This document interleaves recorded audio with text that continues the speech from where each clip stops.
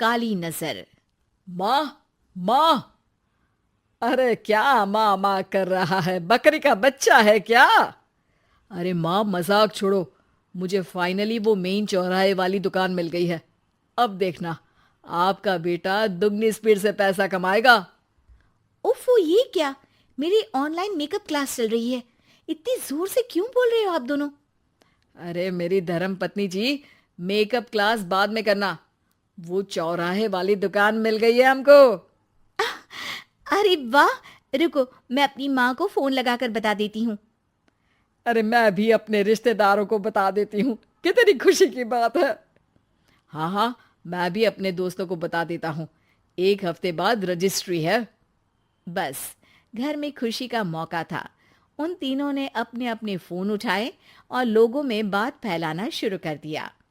और रही सही कसर, श्वेता बहू ने अपने पड़ोस में सबको बताकर कर दी। अरे वर्मा आंटी, अब हम भी जल्दी कार ले लेंगे। घर का रेनोवेशन होगा और ठाट से रहेंगे हम भी। अरे, ऐसा क्या हुआ? लॉटरी बाटरी लग गई है क्या? अरे, इस बार चौराहे वाली मॉल में हमको भी दुकान मिल गई है। दुकान नंबर 21, जो एकदम चौराहे पर है। अब ग्राहक बढ़ेंगे तो आमदनी भी बढ़ेगी ही ना। अरे वाह, कितनी खुशी की बात है। मैं बहुत खुश हूँ तुम्हें इतना खुश देख के। बाकी एक बात कहूँ, सबको मत बताते फिरना। किसी की नजर लग जाएगी तो खुशी की खबर वापस लौट जाएगी। हैं? ऐसे थोड़ी ना होता है। अब डरा रही हो। अरे सही कह रही हूँ। काली नजर कहते हैं इस चीज को, जब आप किसी को कुछ बताओ और वो काम बिगड़ जाए। अरे लेकिन मैं तो। तुमने सबको बता दिया ना? हाँ, फोन लगा लगा के। अब बच के रहना। काली नजर बड़ी खतरनाक होती है। श्वेता इतनी खुश रहती है कि वो वर्मा आंटी की बात पर ध्यान ही नहीं देती, जबकि पड़ोस में और भी लोगों से खुशी की खबर शेयर करती रहती है। अगले दिन राजेश बहुत दुखी होकर घर आता है। अरे बेटा, क्या हुआ? मुंह क्यों सूजा हुआ है? मधुमक्खी ने काट लिया क्या? माँ, वो दुकान किसी और के पास चली गई। किसी ने ज्यादा भाव लगा दिया। अरे पर बात तो आपसे हुई थी ना उस दुकान वाले की। हाँ, आज मैं टोकन अमाउंट देने गया था, तब मुझे पता चला। कोई आकर सुबह मुझसे पहले ही ज्यादा अमाउंट दे गया। हम्म, काली नजर। क्या? क्या कहा? वर्मा आंटी ने समझाया था कि किसी को बताना मत, वरना काली नजर लग जाएगी। अच्छा, तुम्हें उनकी बात मान लेनी चाहिए थी। उनकी बात मान लेती, लेकिन उसके पहले ही सबको बता चुके थे ना हम तीनों। अरे अगली बार से ध्यान रखेंगे। कोई भी नई चीज होगी तो किसी को नहीं बताएंगे।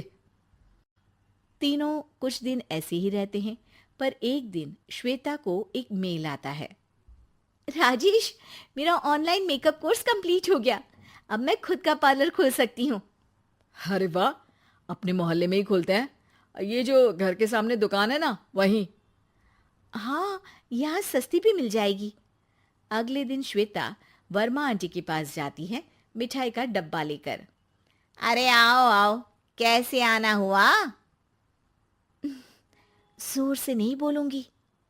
वो सामने वाली दुकान है ना, वहां मैं अपनी पार्लर की दुकान खोलने वाली हूँ। उसकी मिठाई है। अरे वाह, बहुत बधाई हो तुमको। हाँ, मैं कमाने लगूंगी तो राजेश पर पूरे घर का बोझ नहीं रहेगा ना आंटी जी। ये तो है। पर ये बता कि तूने ये बात किसी और को तो नहीं बताई ना? अरे नहीं नहीं, पिछली बार गलती कर दी थी। काली नजर लगी किसी की और राजेश के हाथ से वो दुकान चली गई थी। सबको मत बताना। चलो मैं चलती हूँ, कल दुकान की बात करने भी तो जाना है। अगले दिन श्वेता दुकान के लिए मालिक से बात करने जाती है। अरे लेकिन दुकान तो हम कल रात को ही किसी को दे चुके हैं। कल ही? हाँ, कल ही। 2 दिन बाद कोई यहाँ पार्लर भी खोल लेगा। अब कहीं और दुकान देख लीजिए। अरे पर हमको भी तो पार्लर ही खोलना था। हाँ भाई, एक ही दुकान है, आधी आधी तो नहीं दे सकता ना मैं। राजेश और श्वेता घर पर हताश होकर आ जाते हैं। इस बार तो किसी को बताया भी नहीं था, अब किसकी काली नजर लग सकती है। सुनो, तुमने माँ को बताया था क्या? अरे कैसी बात कर रही हो, माँ की नजर थोड़ी ना लगेगी।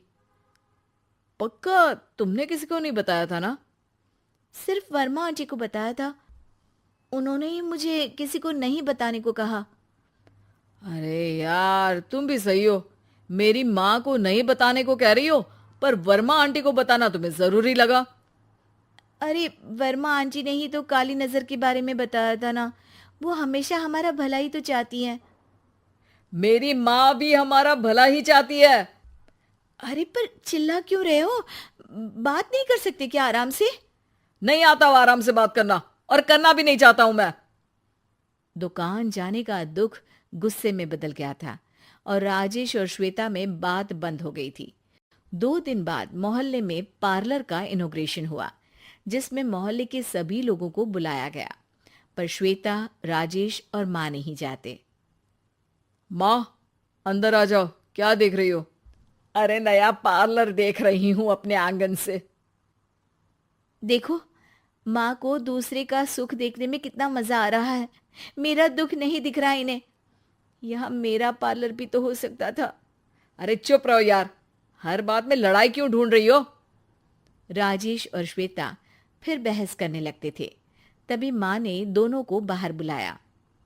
अरे जरा देखो तो, दुकान चलाने वाले का बोर्ड पर नाम क्या लिखा है? श्रुति वर्मा। गाड़ी निकाले बेटा, हमें कहीं जाना है। काली नजर का इलाज कराने? राजेश अपनी बाइक निकालता है। तीनों ट्रिपलिंग कर रहे हैं। माँ राजेश को उस मॉल वाली दुकान पर लेकर जाती है जहां राजेश अपनी दुकान खोलने वाला था। यही दुकान लेना चाहता था ना तू? हाँ, पर इनको भी दुखी करने लेकर आई हो क्या यहाँ पर दुकान दिखाकर? वहां काफी नहीं था? अरे श्वेता, थोड़ा सब्र रख, अभी पता चलेगा कि हम यहाँ क्यों आए हैं।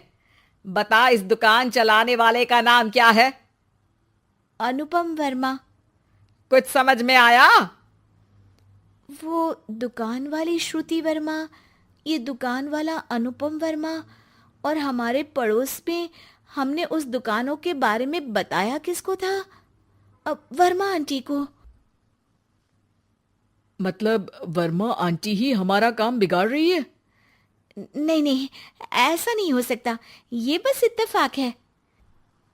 राजेश अपना फोन निकालता है और श्रुति वर्मा और अनुपम वर्मा के नाम फेसबुक पर सर्च करता है, जहां ये दोनों ही वर्मा आंटी के रिश्तेदार होते हैं।